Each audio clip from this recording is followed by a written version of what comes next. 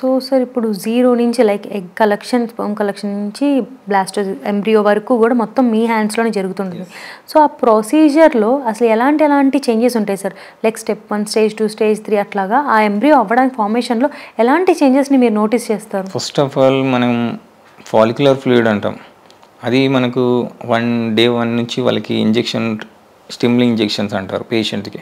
ఆ స్టిమ్ ఇంజెక్షన్స్ ఇవ్వడం వల్ల ఏందంటే న్యాచురల్‌గా పేషెంట్‌కి ఫీమేల్‌కి 4-5 అలా ఉంటాయి. సో న్యాచురల్‌గా ఈ స్టిమ్ ఇంజెక్షన్ ఇవ్వడం వల్ల 10-20 ఎగ్స్ ఎక్కువ క్వాంటిటీ పెరగడానికి ఇంజెక్షన్ స్టిమ్ వాళ్ళు ఇచ్చిన 10 డేస్ ఇంజెక్షన్ తర్వాత 13th రోజు ట్రిగ్గర్ ఇంజెక్షన్ ఉంటుంది. ట్రిగ్గర్ ఇంజెక్షన్ 36 అవర్స్లో ఎగ్ కలెక్ట్ చేయడం జరుగుతుంది. అది ఓటీలో డాక్టర్ అండర్ అనస్థీసియా ఇచ్చి చేస్తారు అది. దాని తర్వాత వాళ్ళు కలెక్ట్ చేసిన ఫ్లూయిడ్స్ని ట్యూబ్లో మాకు ల్యాబ్లో సప్లై ఉంటుంది.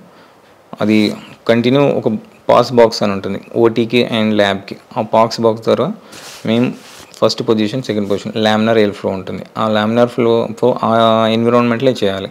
ఎందుకంటే ప్రాపర్ ఒక వేలో ఉంటుంది ఎయిర్ అనేది, డస్ట్ పార్టికల్ లేకుండా, కంటామినేటెడ్ లేకుండా లామినార్ ఎయిర్ ఫ్లోని కంపల్సరీ చేయాలి. అది పికప్ అంటాం దాన్ని, ఓవం పికప్ యూనిట్.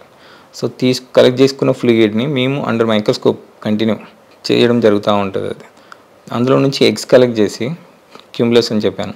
సో అవి కలెక్ట్ చేసి సపరేట్గా డిష్ ప్రిపరేషన్ జరుగుతుంది.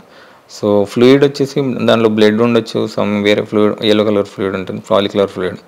సో దాని నుంచి సపరేట్ చేయడం జరుగుతుంది. ఆ సపరేట్ చేసి వాష్ చేసి సపరేట్ చేసేస్తాం. సపరేట్ చేసేసిన ఎగ్స్ని ఇంక్యుబేటర్లో షిఫ్ట్ చేస్తాం. 3 అవర్స్ ఇంక్యుబేటర్ ఉంటుంది. సో దాని తర్వాత step semen preparation. Husband collection ఇస్తాడు. కలెక్షన్ చేసేసాక రా శాంపుల్ ఉంటుంది. దాన్ని మనం మీడియా తోటి వాషింగ్ అని అంటాం. టూ టైమ్స్ ఆఫ్ వాష్ ఉంటుంది. సో ఆ వాష్ చేయడం ఎందుకంటే హెల్దీగా తయారవుతుంది స్పర్మ్ అండ్ యాక్టివ్గా ఉంటుంది, మోటిలిటీ, కదలిక అంటాం. సో ఆ వాష్ చేసిన శాంపుల్ని ఏదైతే సపరేషన్ చేసిందో అది మనకి ఆండ్రో ల్యాబ్ నుంచి ఎంబ్రియాలజీ ల్యాబ్లోకి షిఫ్ట్ చేయడం జరుగుతుంది. తర్వాత ఆ ప్రిపేర్ చేసిన శాంపుల్ని ఎగ్ కలపడం జరుగుతుంది. సో దీనిలో 2 టైప్స్ ఉంటాయి, ఐవీఎఫ్ ఉంటుంది, ఇక్సీ ఉంటుంది. మోస్ట్లీ మేము చేసేది 80% బయట ఇక్సీ చేస్తారు. సో ఇక్సీ చేశాక మనకి ఫర్టిలైజేషన్ చెక్ చేసాను. డే వన్ ప్రాపర్గా ఫర్టిలైజ్ మీకు మెచ్యూర్ ఎగ్స్ అని చెప్పాను కదా, మెచ్యూర్ ఎగ్స్ ఇక్సీ చేసిన వాటిని అయితే మేము ఇంక్యుబేట్ చేయడం జరుగుతుంది. ఏవైతే ఇమ్మెచ్యూర్ ఎగ్స్ ఉన్నాయో అవి డిస్కార్డ్ చేయడం జరుగుతుంది. అంటే జీవి కానీ సో ఇమ్మెచ్యూర్ అవి ఏదైతే మాకు తెలుస్తుంది.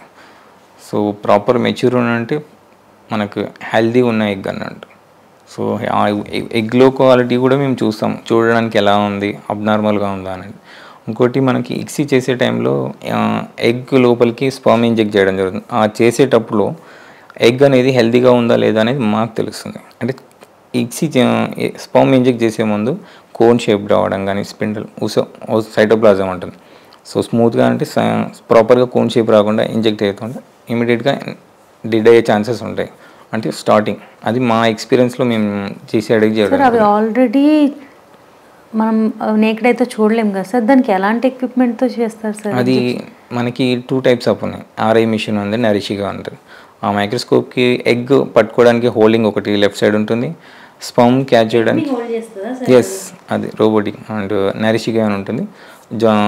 కొన్ని జాయ్స్టిక్స్ ఉంటాయి రోబోటిక్ అని. సో మాన్యువల్గా ఉంటాయి, న్యూమాటిక్ ఉన్నాయి, రోబోటిక్. సో ఎక్కువ మేము యూజ్ చేసేది 80% ఎంబ్రియాలజిస్ట్లో ప్రిఫరెన్స్ చేసేది నరిషిగా, రోబోటిక్ అని, జాయ్స్టిక్స్ తోటి. సో అదంతా ఆటోమేటెడ్. సో ఎగ్ని పట్టుకోవడానికి లెఫ్ట్ సైడ్ ఒక హోల్డింగ్ ఇంజెక్షన్ ఉంటుంది, రైట్ సైడ్ స్పర్మ్ ఇంజెక్షన్ ఉంటుంది. అది స్పర్మ్ క్యాచ్ చేయడానికి స్పర్మ్ని యాస్పిరేట్ చేసి ఎగ్ని హోల్డ్ చేశాక మనం జోనా నుంచి ఇక్సీ డీప్గా ఇంజెక్ట్ చేయడం జరుగుతుంది. చేసేటప్పుడు కోన్ షేప్ వచ్చింది అని అంటే మనకి ప్రాపర్గా హెల్దీ ఎగ్ అని మేము డిసైడ్ అవుతాం. సో ఫర్టిలైజేషన్ కూడా ఎక్స్పెక్ట్ చేయొచ్చు. So in case cone shape లాకుండా డైరెక్ట్ స్మూత్గా వెళ్ళిపోయింది అనుకోండి, అది ఫర్టిలైజేషన్ లో ఛాన్సెస్ ఉంటాయి, సమ్టైమ్స్ డీజెన్ అయ్యే ఛాన్సెస్ ఉంటాయి. అది సో ఆఫ్టర్ ఇక్సీ మేము తర్వాత ఇంక్యుబేషన్ పెట్టడం జరుగుతుంది. ఈ ఇక్సీ కూడా మినిమం 10 to 15 minutes. సో ఆ 10 to 15 minutesలో 3 నుంచి 6 ఎగ్స్ చేయాలి. సో ఒక పేషెంట్కి 20 వస్తాయి, 20 మెచ్యూర్ ఉన్నాయనుకోండి, అది step by step within 10 to 15 minutesలోనే. బయట ఎక్కువైంది దానికి కూడా స్టేజ్ ఉంటుంది, మైక్రో టోకాయ్ ప్లేట్ అని ఉంటుంది ఇక్సీ మిషన్కి. సో దానికి కూడా టెంపరేచర్ మెయింటైన్ అవుతుంది. ఆ 10 to 15 minutes చేసే వరకు ఆ టెంపరేచర్ మెయింటైన్ అవుతూ ఉంటుంది. సో ఆ ఇన్ టైంలో మనకి చేస్తే ఫర్టిలైజేషన్ అనేది ఎక్కువ ఛాన్సెస్ ఉంటుంది. సో ఇదంతా ఎక్స్పీరియన్స్ పర్సన్ సీనియర్సే చేస్తారు ఈ ఇక్సీ ప్రొసెస్. జూనియర్స్ ఎవరు హ్యాండ్స్ ఆన్ వాళ్ళు సీనియారిటీ ఎక్స్పీరియన్స్ ఉండి వాళ్ళ సక్సెస్ రేట్ కూడా చూస్తారు. సో అలాంటి వాళ్ళే ఇది చేయడం జరుగుతుంది ల్యాబ్ లోపల.